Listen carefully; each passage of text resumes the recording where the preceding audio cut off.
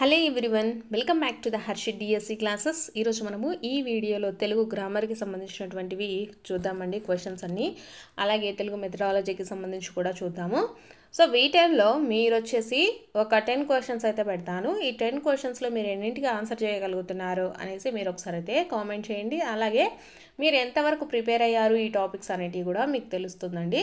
అందులో first question అయితే చూద్దాము. స్టార్టింగ్ నుంచి ఎండ్ వరకు చూడండి. సో మీరు ఎంత కవర్ చేశారు అనే దాన్ని బట్టి మీరు సబ్జెక్ట్ కంప్లీట్ అయిందా లేదా అనేది కూడా మీకు అర్థమవుతుందండి. ఫస్ట్ క్వశ్చను, శూలపాణి కలం పేరుతో రచనలను చేసిన వారు. ఆప్షన్స్ వచ్చేసి బోనం నాగభూషణము, చిలుకూరి దేవపుత్ర, జీవి సుబ్రహ్మణ్యము, కస్తూరి నరసింహమూర్తి అనేసి ఇచ్చారు. ఈ కలం పేర్లు కూడా మనకు వెరీ వెరీ ఇంపార్టెంట్ అండి. ఒక్కొక్క కవికి ఒక్కొక్క కలం పేరు అయితే ఉంది. సో బోనం నాగభూషణం అండి. బోనం నాగభూషణం గారి కలం పేరు ఏది అంటే శూలపాణి. నెక్స్ట్ క్వశ్చను, గజల్లో చరణాన్ని ఇలా అంటారు అనేసి ఇచ్చారండి. ఆప్షన్స్ తకలాస్, మక్తా, మత్లా, మంజరి అనేసి ఇచ్చారు. సో గజల్లో చరణాన్ని మనకు ఏమని పిలుస్తారండి? మక్తా అనేసి పిలుస్తారు. నెక్స్ట్ క్వశ్చను, 13 ఏళ్లకే సరోవర రాణి అనే పుస్తకాన్ని రాసిన వారు. ఆప్షన్స్లో మనకు దుర్గాబాయి దేశ్ముఖ్, జయంతి సూరమ్మ, పొనక కనకమ్మ, సరోజిని నాయుడు అనేసి ఇచ్చారు. సో మనకు ఉపవాచకం కూడా వెరీ వెరీ ఇంపార్టెంట్. ఉపవాచకానికి సంబంధించి కూడా క్వశ్చన్స్ అయితే ఉంటాయండి. సో 13 ఏళ్లకే సరోవర రాణి అనే పుస్తకాన్ని రాసిన వారు ఎవరు అంటే మనకు సరోజిని నాయుడు అండి. నెక్స్ట్ క్వశ్చను, మమకారం పాఠంలో రచయిత తెలిపిన అంశం ఏది అనేసి అడిగారు. ఆప్షన్స్లో మనకు ఫస్ట్ది తల్లిదండ్రులపై పిల్లలకు మమకారం తగ్గుతుందని, పిల్లలపై తల్లిదండ్రులు చూపే మమకారము, అలాగే దేశంపై సైనికులకున్న మమకారాన్ని గురించి, మాతృభాషపై మమకారం కలిగి ఉండాలని అనేసి ఇచ్చారండి. సో మనకు మమకారం పాఠం అనేది ఫస్ట్ ఆఫ్ ఆల్ అసలు ఎందుకు ఏంటి అంటే దేనికోసం అండి? ఇది మాతృభాషకు సంబంధించిన అన్నమాట. సో మాతృభాషపై మమకారాన్ని కలిగి ఉండాలని మనకు ఈ పాఠం అయితే తెలియజేస్తుంది. నెక్స్ట్,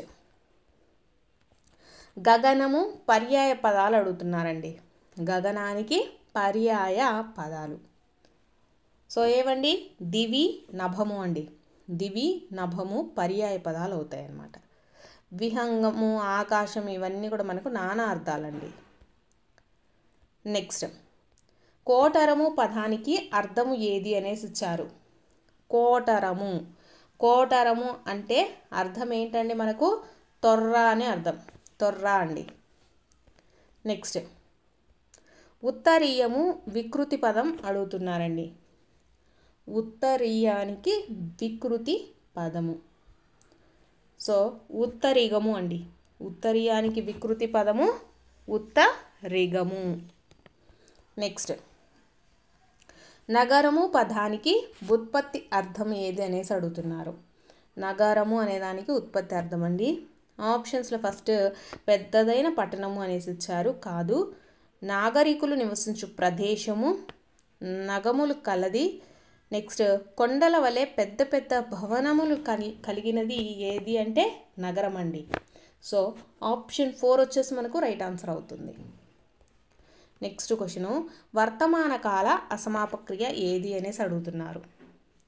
వర్తమాన కాల అసమాపక క్రియ అంటే మనకు దీంట్లో ఏ ప్రత్యయాలు వస్తాయి? తూ కానీ, టూ కానీ, చున్ కానీ వస్తాయండి. వర్తమాన కాల అసమాపక క్రియను మనము ఏమని పిలుస్తాము? శతార్థకము అనేసి పిలుస్తాము. ఆప్షన్ 1 కరెక్ట్ అవుతుంది. క్వార్థకం అంటే భూతకాలానికి సంబంధించిందండి. చేతార్థకం అంటే భవిష్యత్ కాలానికి సంబంధించింది.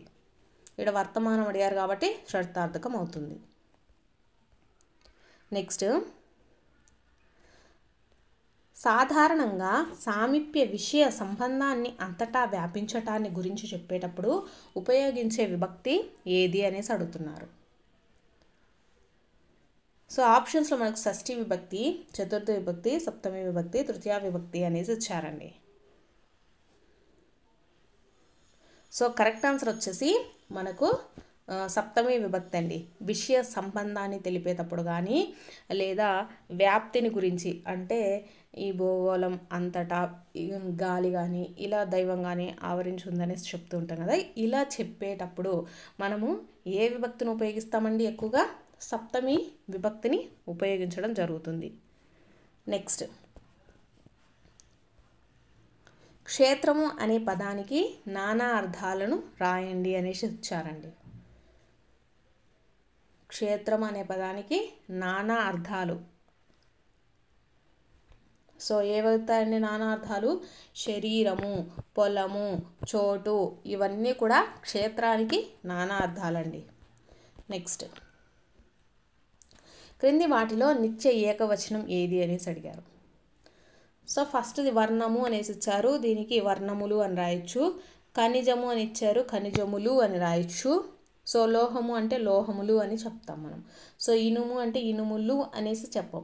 కాబట్టి ఇనుము అనేది మనకి ఏమవుతుందండి? నిత్య ఏకవచనము.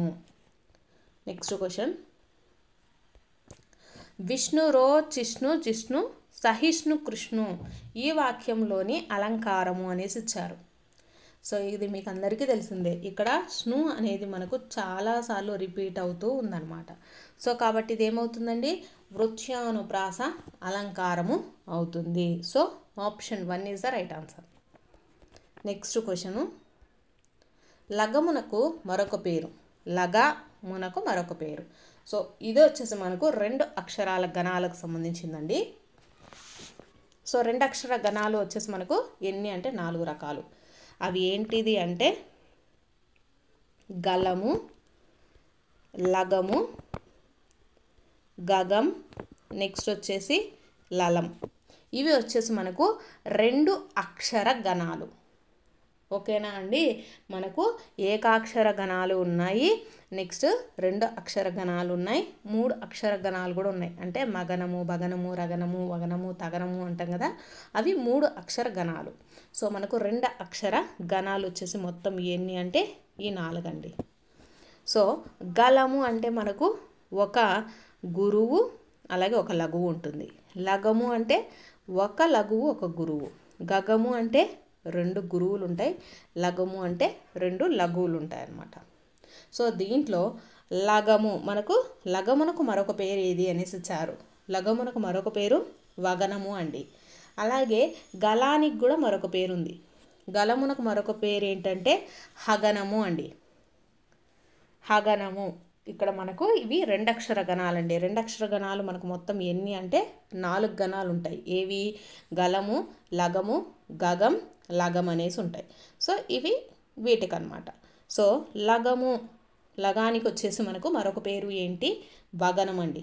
లగానికి మరొక పేరు వచ్చేసి వగనము అవుతుంది. హగనమునకు మరొక పేరు అంటే గలం అండి.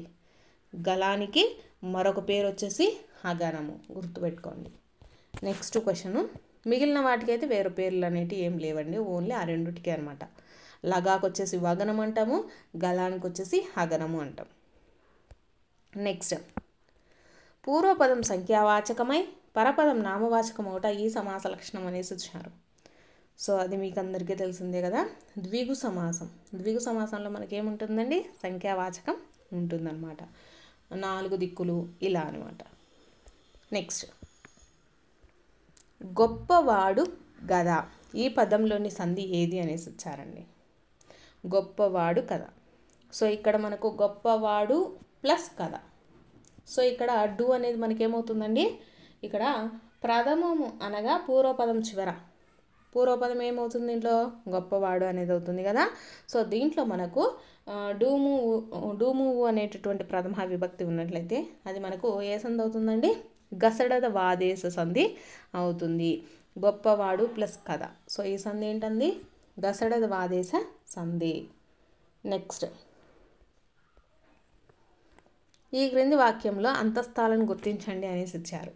యమున అందెల రవలి లయాత్మకం అనేసి ఇచ్చారు. సో అంతస్థాలు అని వేటిని పిలుస్తారండి?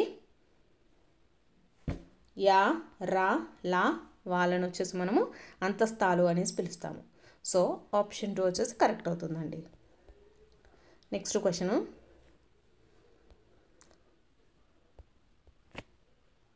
చంపకమాల పద్య పాదాన్ని గుర్తించండి అనేసి ఇచ్చారండి. సో దీంట్లో మనకు చంపకమాలలో అసలు వీటిల్లో గణాలు ఏమొస్తాయి అనేసి తెలిస్తే మనం ఏదనేది గుర్తుంచుకోవచ్చండి. సో మనకు మత్తేబానికి ఏమొస్తుందండి, సవరణ వైవ అనే గణాలు వస్తాయి. చంపకమాలకు వచ్చేసి నజబజ జజర అనేటటువంటి గణాలు వస్తాయి. శార్దూలానికి చూసుకున్నట్లయితే మనకు మసజస్తగా వస్తుంది. ఉత్పలమాలకు చూసుకుంటే మనకు భరణ బబరవ అనేటటువంటి గణాలు ఉంటాయండి. సో ఇక్కడ చంపకమాల అడిగారు. సో చంపకమాలకు వచ్చేసి మనకు ఏం గణాలు ఉంటాయండి, నజబజ జజర, నజ బజ జజర అనేది వస్తుందండి. సో దీంట్లో నా అంటే నగనము. సో నగనం అంటే మనకేంటిదండి, 3 లఘువులు నగనం అంటాం. సో 3 లఘువులు ఇక్కడ ఇచ్చినటువంటి 4 ఆప్షన్స్లో వేటిల్లో ఉన్నాయండి. ఉదయ అంటే మనకు 3 లఘువులతో స్టార్ట్ అవుతుంది. ఇక్కడ అల్లన అనేది చూసుకున్న కలగంటిన్, ఇక్కడ త్రపరిశ్వంగుమునట్లు, ఇక్కడ అన్నీ మనకు గురువు లఘువులు వేరువేరుగా వస్తున్నాయి. సో మనకు చంపకమాలలో ఫస్ట్ ఏం రావాలి, నజబజ జజర కావాలి. ఫస్ట్ నగరం అనేది ఉండాలి. మనకి ఇచ్చినటువంటి 4th ఆప్షన్లో కరెక్ట్గా వస్తుందండి. నెక్స్ట్ సూత్రంలో చెప్పిన వ్యాకరణ కార్యం 4 రకాలుగా జరగటాన్ని ఇలా అంటారు అనేసి వచ్చారు. సో 4 రకాలుగా జరిగితే దాన్ని మనము ఏమని చెప్తామండి, బహుళకం అనేసి చెప్తాము. నిత్యము అంటే మనకు సంధి అనేది జరుగుతుందండి. నిషేధము అంటే సంధి జరగదు. వైకల్పికం అంటే మనకు ఒకసారి సంధి జరుగుతుంది, ఇంకోసారి సంధి జరగదనమాట. సో బహుళకం అంటే 4 రకాలుగా వ్యాకరణ కార్యం జరగడాన్ని మనము ఏమంటాము, బహుళకం అనేసి చెప్తామండి. నెక్స్ట్, గోపి చేత మొక్క నాటబడింది, ఈ వాక్యం ఏ వాక్యం అనేసి ఇచ్చారు. సో మీకు ఆల్రెడీ నేను చెప్పాను, బడు ఇటువంటిది మనకు ఏ వాక్యాలలో వస్తుందండి, నాటబడింది, చేయబడింది, ఇవన్నీ బడు అనేటటువంటి ప్రత్యయాలు ఎక్కువగా మనకు ఏ వాక్యంలో కనిపిస్తాయి, కర్మని వాక్యంలో కనిపిస్తాయి. సో ఆప్షన్ 1 వచ్చేసి కరెక్ట్ ఆన్సర్ అవుతుంది. నెక్స్ట్, తెలుగుకి సంబంధించి మెథడాలజీ అండి. యాదృచ్ఛికమైన నిర్మాణ సౌష్ఠవంతో మానవ సమాజంతో భావ వినిమయానికి, పరస్పర సహకారానికి, సంస్కృతి పరివ్యాప్తికి ఉపకరించే వ్యాగ్రూప ధ్వని సంకేత సముదాయం భాష అని అన్నది ఎవరు అనేసి వచ్చారండి. వ్యాగ్రూప ధ్వని సంకేత సముదాయమే భాష అని చెప్పింది ఎవరండి మనకు, స్టర్ట్ వర్ట్ అండి, స్టర్ట్ వర్ట్. నెక్స్ట్, ప్రతి అంశాన్ని వివరంగా పూర్తిగా అర్థం చేసుకుంటూ మనసు పెట్టి భావంతో పాటు భాషాంశాలను తెలుసుకుంటూ చదవటాన్ని ఏమంటారు అనేసి ఇచ్చారండి. సో దీన్ని మనము ఏమంటామండి, క్షుణ్ణ పఠనము అనేసి చెప్తాము. క్షుణ్ణ పఠనము అంటే అర్థం ఏంటండి, ప్రతి ఒక్కటి కూడా క్షుణ్ణంగా చదువుకుంటూ ప్రతి ఒక్కదానికి అర్థము భావము అన్నీ తెలుసుకుంటూ చదవటాన్ని మనము క్షుణ్ణ పఠనము అనేసి చెప్తాము. నెక్స్ట్ క్వశ్చను, వ్యాస రచన నేర్పించేటప్పుడు విద్యార్థులు ఎవరికి వారు బహుగ్రంథ పరిశీలనం చేసి రాసే పద్ధతి ఏది అనేసి ఇచ్చారు. వ్యాస రచన నేర్పించేటప్పుడు అనమాట, విద్యార్థులు ఎవరికి వారే బహుగ్రంథాలను పరిశీలన చేసుకుని రాసే పద్ధతిని ఏమంటారండి, దీంట్లో ఉద్యమ పద్ధతి అనేసి చెప్తాము. ఆప్షన్ 4. నెక్స్ట్ది, పలుకుతున్న శబ్దస్థానం కంటే చూస్తున్న శబ్దస్థానం వెనుకబడితే అది ఏంటిది అనేసి ఇచ్చారండి. సో వెనుకబడితే దాన్ని మనము ఏమంటామండి, తిరోగమన బ్యాగ్నానమిటీ అనేసి పిలుస్తాము. తిరోగమనం అండి, వెనకబడితే తిరోగమనము. నెక్స్ట్, పదజాలాభివృద్ధి కోసము ఒక పదము ఇచ్చి దానికి మొదట 1 లేదా 2 అక్షరాలు చేర్చి కొత్త పదాలను తయారు చేయటం అనేది ఏంటిది అనేసి ఇచ్చారండి. ఆప్షన్స్లో మనకు బింగో ఆట, డామినో ఆట, అంత్యాక్షరి క్రీడ, పద క్రీడ అనేసి ఇచ్చారండి. సో ఇది అందరికీ తెలిసిందే కదా, దీన్ని ఏమంటామండి, పద క్రీడ అనేసి చెప్తాము. నెక్స్ట్ క్వశ్చను, విద్యా ప్రణాళిక ప్రయోజనాలను గుర్తించండి అనేసి ఇచ్చారండి. సో లక్ష్యాత్మక విద్యను అందించడం సులభమవుతుంది అనేసి ఇచ్చారు. ఆప్షన్ 2 మానసిక శాంతిని కలిగించి విశ్రాంతిని తొలగిస్తుంది అనేసి ఇచ్చారు. ఆప్షన్ 3 వచ్చేసి అభ్యాసన ఫలితాలను నిరంతరం మూల్యాంకనం చేసుకోవచ్చు. విద్యార్థుల ఆలోచన శక్తులు పరిశీలన ఆసక్తులు సన్నగిల్లుతాయి అనేసి ఇచ్చారండి. సో మీకు వీటిని చదువుతుంటేనే అర్థమవుతుంది కదా. సో ఇక్కడ మనకు విశ్రాంతిని తొలగిస్తుంది అనేది తప్పండి. అలాగే సన్నగిల్లుతాయి అనేది కూడా తప్పు. ఎందుకు సన్నగిల్లుతాయండి, ఇంకా ఇంప్రూవ్ అవుతాయి కానీ. సో కాబట్టి మనకు కరెక్ట్ అయినవి ఏంటి అండి, ఆ అలాగే ఈ అని కరెక్ట్. ఆప్షన్ 3 వచ్చేసి రైట్ ఆన్సర్ అండి. సో ఇవి వచ్చేసి మనకు తెలుగుకి సంబంధించినటువంటి ప్రాక్టీస్ బిట్స్. మీకు కనుక వీడియో నచ్చితే తప్పకుండా లైక్ చేయండి, అలాగే సబ్స్క్రైబ్ కూడా చేయండి.